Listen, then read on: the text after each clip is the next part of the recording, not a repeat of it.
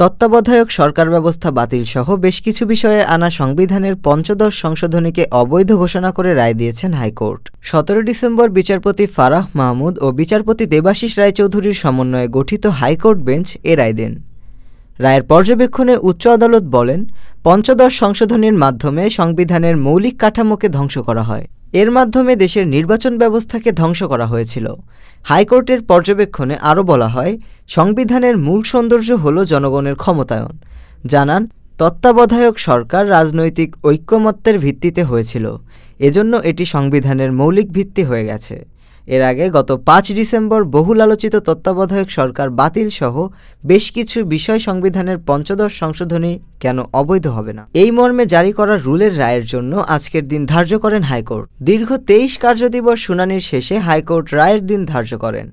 পঞ্চদশ সংশোধনী আইন 2011 সালের 30 জুন জাতীয় সংসদে পাশ হয়। এই সংশোধনীর মাধ্যমে সংবিধানে বঙ্গবন্ধু শেখ মুজিবুর রহমানকে জাতির পিতা হিসেবেও উল্লেখ করা হয়েছে।